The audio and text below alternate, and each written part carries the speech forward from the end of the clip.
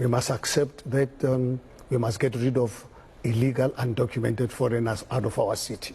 So any party that believes that undocumented foreign nationals are an asset to our country, us as Section LSA, we are clear.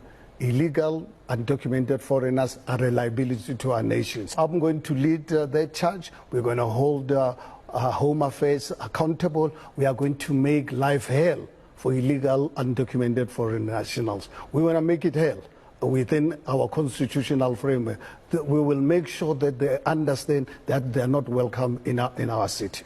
I want to encourage these organizations that advocate for immigrants or illegal immigration in South Africa to say, why are they not going to those countries where these people are not safe or where these people are coming from seeking asylum status in South Africa, to force those countries to have inclusive laws so that we can see that their advocacy is genuine. What I want to clarify today, because I see a lot of reactions from social media, people thinking this is the final legislation, and it's not.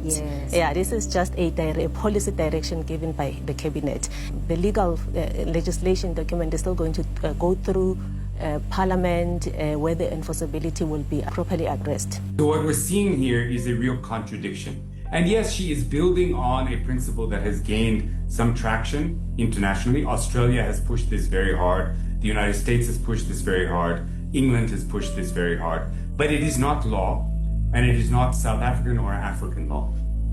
Prince Mtombeni, do you agree with Prof. Landau? No, I do not agree. Prof. Landau expects South Africa to carry a burden for the whole of Africa. Countries globally, they implement asylum system based on structured principles. We are conflicting economic migrants and the real asylum seekers, which are fundamentally two categories. What we get in South Africa mostly are people who are seeking economic opportunities. Those are not asylum seekers. The Constitution is a South African Constitution. It protects South Africans. If you come from Sudan, you are not protected by the South African Constitution yet until you reach South Africa. So no, I do not agree with him. And also, South Africa cannot carry the disproportional burden of the whole of Africa because that's what makes this system broken as it is right now. It's not true that South Africa is the only country that is safe for the LGBT communities. Countries like Angola, Botswana, Cape Verde, and Mozambique, they've decriminalized same-sex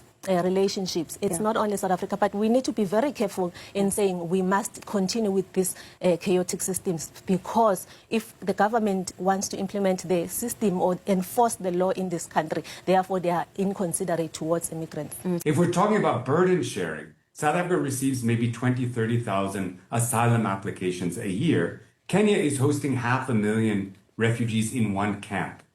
Countries around the world, Angola, etc., are hosting way more refugees and asylum seekers than South Africa. We don't know if the public comments have been, or public inputs have been incorporated. And one of our inputs as SACR was that the first safe country principle would be almost impossible to implement under current international obligation. South Africa is bound by the 1951 UN Convention not to turn back asylum seekers.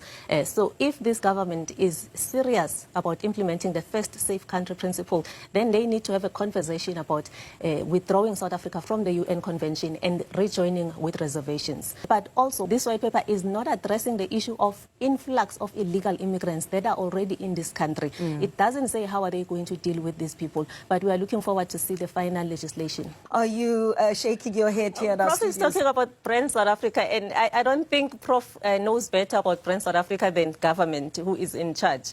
So let's not do that. The white paper is not shutting down the borders. The white paper is trying to bring control into the system that is chaotic, that does not have control altogether. That's all what we are trying to do. Prof, I'll give you the last bite on this. Well, I think that it's unfair to ask those of us who work in South Africa to try to change the rest of the continent. We have a constitution, we have sets of principles. Yes, we need to make the systems work better, but we also need to adhere to the principles of humaneness and practicality. And right now, the white paper doesn't meet those standards. Good day, and ladies and gentlemen, my name is Dr. Jones, Wena TV. Please put your suggestion on the white paper in the link in the Home Affairs, because it's long time South Africans have been worried about the issue of immigrations, and the foreigners. And it has been a long time that our people here in South Africa, they don't know or how to control these things of issue of foreigners and immigrants, whereby South Africa is overpopulated with all African countries in one country. So now, my good people, it's your turn, it's your opportunity. Go to Home Affairs, do the right thing, get the links, and make sure that you make it an input, because now there is laws.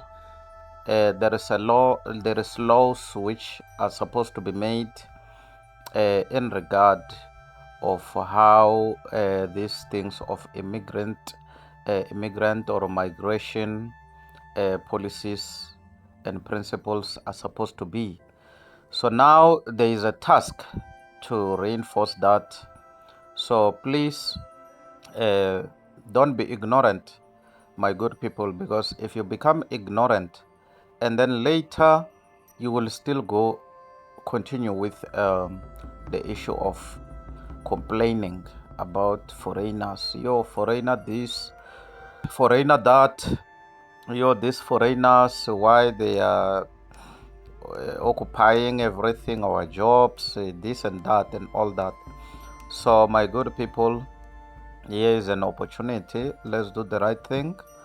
Let's get the links, let's make our input, and then let's do something. This is our South Africa, it's our country, whoever say. So now it's time that each and every person contribute opinion, and then you comment something in the link and make the petition possible, how these things is affecting you, the issue of immigration, and how it should be handled. So anyone, wherever you are, good people, anyone, you are free to do the right thing. So let's do it.